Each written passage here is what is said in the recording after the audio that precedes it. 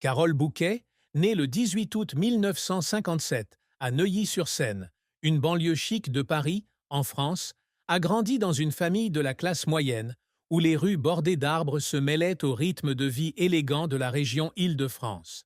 Sa vie, à 68 ans en 2025, a été un long voyage rempli de rôles poétiques, de moments éblouissants sur grand écran et de larmes silencieuses dans le noir.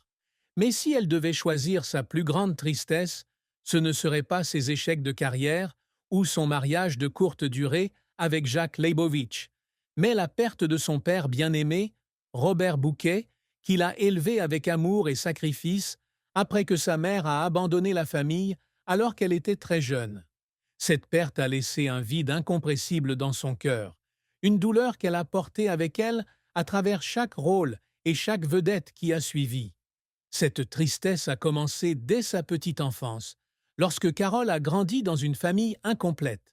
Sa mère, une femme dont elle parle rarement, a quitté la famille lorsque Carole avait 3 ans, la laissant, ainsi que sa sœur, aux soins de Robert, un ingénieur civil à la personnalité calme mais chaleureuse. Robert devient à la fois père et mère, travaillant sans relâche pour élever 2 filles dans un petit appartement à Neuilly-sur-Seine. Il racontait souvent à Carole des histoires sur les ponts qu'il avait conçus, les œuvres qu'il considérait comme la fierté de sa vie. Et elle s'asseyait à côté de lui, les yeux écarquillés d'admiration. Même si la vie n'était pas abondante, Robert a toujours gardé la maison pleine d'amour et d'optimisme, lui apprenant à rester ferme face aux difficultés de la vie. La mort de Robert est survenue en 1989, lorsqu'il est décédé d'une crise cardiaque soudaine, alors qu'il se reposait à la maison. Carole a alors 32 ans, au sommet de sa carrière, avec son rôle de James Bond Girl dans Rien que pour vos yeux et des rôles artistiques dans des films français. Elle se souvient de ce jour où elle était en tournage à Paris et recevait des nouvelles de sa sœur au téléphone. Sa voix s'étrangla d'émotion lorsqu'elle annonça que son père était décédé sans un mot d'adieu. Carole laissa tomber le script et se précipita chez elle sans un mot pour trouver son père, se reposant paisiblement dans la petite pièce où il avait l'habitude de s'asseoir et de lire tous les soirs.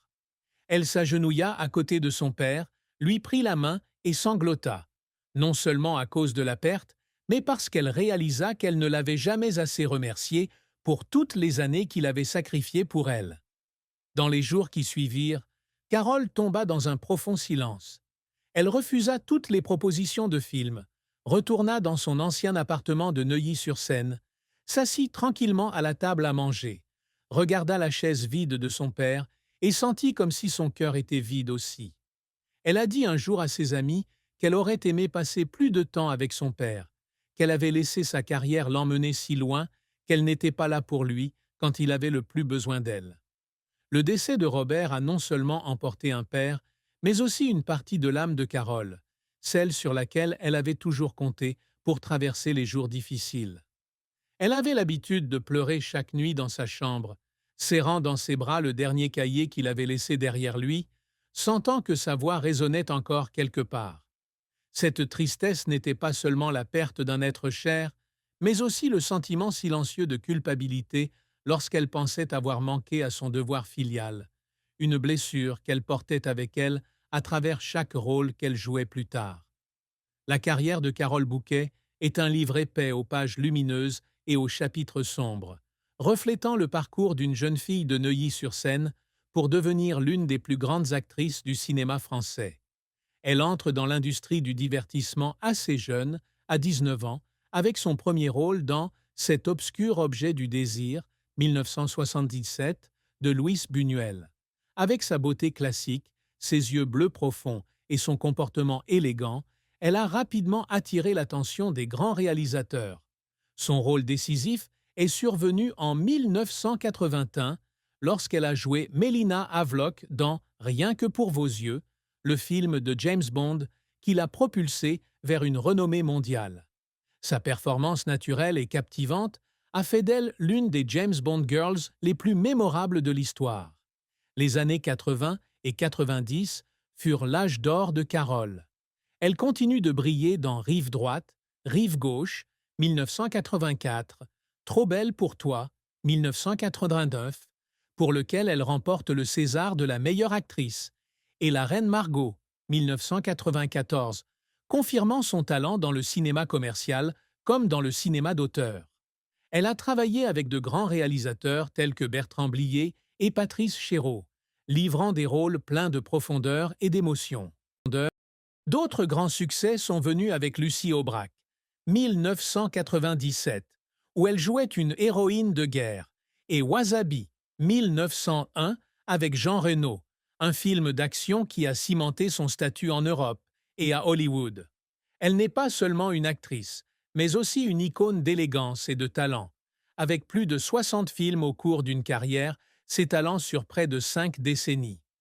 Un autre revers survient en 2005, lorsqu'elle joue dans Nord-Est, un film d'art qui, espérait-elle, revitaliserait sa carrière.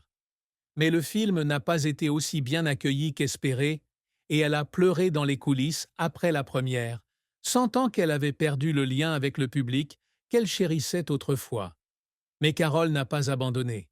Elle revient en force avec La Maison de Jade, 2008, et Les Enfants de Timpelbach, 2008, où elle continue de prouver que l'âge ne peut entamer son talent.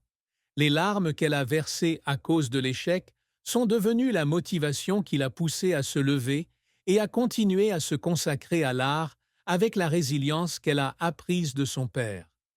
Carole Bouquet a toujours eu de grandes aspirations et de grandes réalisations qu'elle s'est constamment efforcée d'atteindre, même si à 68 ans, elle aurait pu prendre sa retraite au sommet de sa gloire. L'un de ses plus grands objectifs est de laisser un héritage au cinéma français, non seulement à travers ses rôles, mais aussi en inspirant la jeune génération. Elle a déclaré dans une interview en 2020 qu'elle voulait que les jeunes acteurs la regardent et voient que l'art est un voyage sans fin, que la passion peut surmonter toutes les barrières. Pour y parvenir, elle a participé à des ateliers de théâtre à Paris, a partagé ses expériences avec des étudiants et a même écrit un livre intitulé « Sous le regard de mon père » en 2017, où elle raconte l'influence de son père sur sa vie et sa carrière.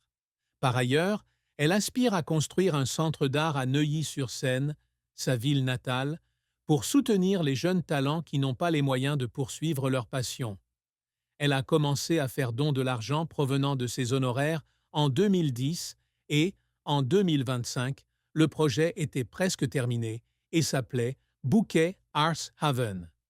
Elle rêve qu'un jour, des artistes de ce centre monteront sur le grand écran, portant son esprit et continuant à diffuser l'art partout. Un jour, elle s'est assise seule dans son bureau, regardant les plans du centre et versant des larmes, non pas parce qu'elle était fatiguée, mais parce qu'elle avait le sentiment de rembourser son père, de le rembourser pour les jours difficiles qu'il avait façonnés en la personne qu'elle était aujourd'hui. Un autre objectif de Carole est d'organiser un événement d'appréciation du public avant sa retraite, prévu pour 2026, lorsqu'elle aura 69 ans. Elle voulait que cet hommage soit plus qu'un simple au revoir, mais une célébration de son parcours d'une fille sans mère à une légende du cinéma. Elle passe des heures chaque jour à se préparer, à choisir les rôles, à répéter avec les metteurs en scène, dans l'espoir d'offrir une soirée mémorable que le public gardera toujours dans son cœur. Elle pleurait en repensant au moment où elle était montée sur scène pour la dernière fois, non pas parce qu'elle était triste, mais parce qu'elle savait que ce serait sa façon de dire merci à son père, à sa famille et à ceux qui lui ont donné l'opportunité de briller. Ce n'est pas seulement un accomplissement personnel, mais aussi une façon pour elle de transformer la tristesse et les échecs en une marque brillante dans sa vie. En amour comme en mariage, Carole Bouquet est une femme de contradiction, au cœur passionné, mais aussi pleine de cicatrices. Elle a épousé Jacques Leibowitz, un chercheur médical français d'origine juive, en 1992, après l'avoir rencontré lors d'un événement caritatif à Paris. Jacques, avec son intelligence vive et son dévouement à la recherche sur le VIH, lui a apporté un sentiment de paix après des années de troubles. Ils ont vécu ensemble pendant 4 ans, mais le mariage s'est rompu en 1996 en raison de différences de style de vie. Jacques voulait une vie tranquille au laboratoire, tandis que Carole ne pouvait pas rester loin des projecteurs. Ils n'ont pas eu d'enfants ensemble, mais Carole a dit à ses amis qu'elle aimait profondément Jacques, et la rupture l'a laissée triste à cause des attentes non satisfaites. Avant Jacques, Carole a eu une relation à long terme avec le producteur de cinéma Jean-Pierre Rassam, qu'elle a rencontré en 1980 et avec qui elle a vécu jusqu'à sa mort en 1985 d'une dépendance à l'alcool et à la drogue. Avec Jean-Pierre, elle a eu un fils, Dimitri Rassam, né en 1981, qui deviendra plus tard un producteur de cinéma à succès. La relation avec Jean-Pierre fut passionnée, mais aussi tragique, et sa mort fut un grand choc pour Carole. Elle pleurait en tenant Dimitri sur la tombe de Jean-Pierre, non seulement parce qu'elle l'avait perdu, mais parce qu'elle sentait que,